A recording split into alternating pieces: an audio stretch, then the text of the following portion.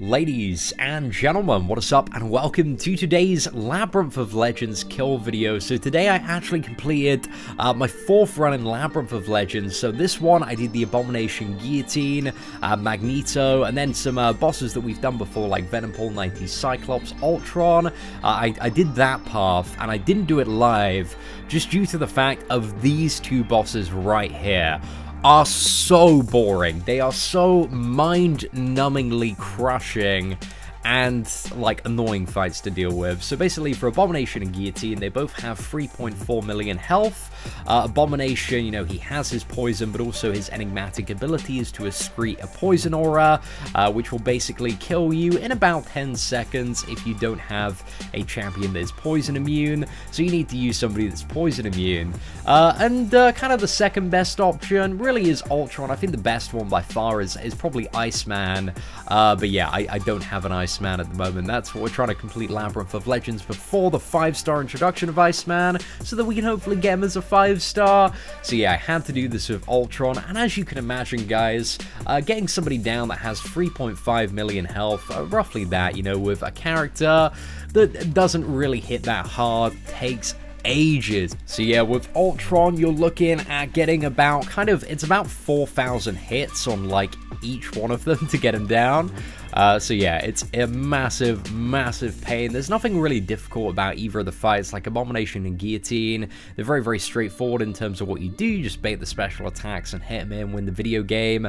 No super amazing or interesting tactic there. But one of the things that I did get pretty good at over the course of it was evading Abomination's special too, which I kind of sucked at. But now it's pretty easy. It's just kind of like swipe backwards 3 times really, you know, twice to initially get well out of range, and then once more to avoid his charge, and then attack in.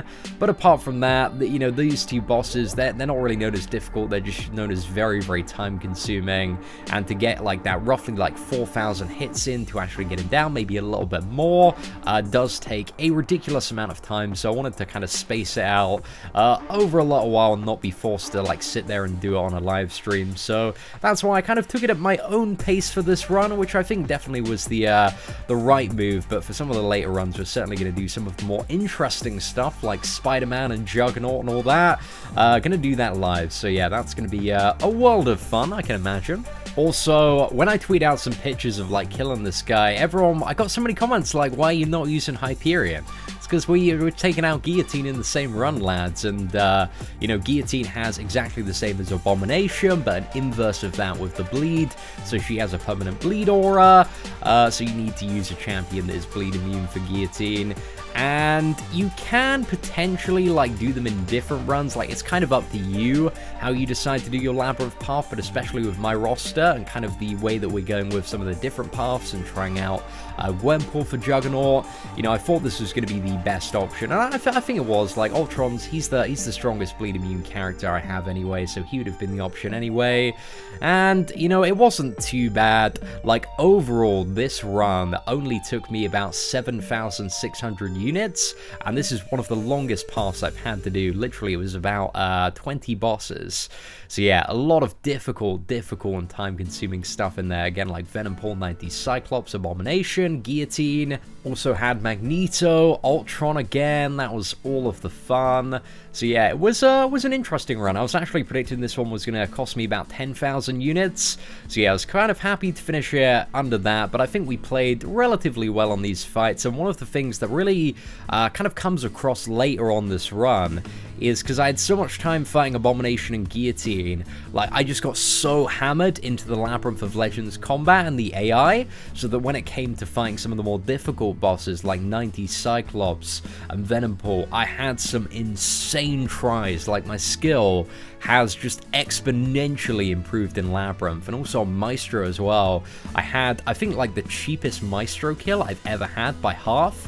Like, on the first try on Maestro, I managed to get down like, I believe it's like 1 million and a bit health, which is ridiculous for a try on Maestro. So yeah, I kind of shocked myself there a little bit, but we'll talk about that, you know, as we get around to that video eventually. As you can see, Abomination, he's so close to going down, but you're already going to get a feel for, you know, how many hits it takes to dent this dude. Because, you know, Ultron, like on average, he's only really hitting Well, we're in Assassin's range now, so his damage is a little bit beefed up. But yeah, it's not really much, you know. On the non-crits, it's kind of a few hundred, and then when it crits, you know, on a light, it's maybe 1,000, and on a medium attack, it's like 1,300 and about, or 1,400. So one of the comments and questions I imagine that's going to pop up about kind of Abomination and Guillotine is suicide masteries. Should you use them or not?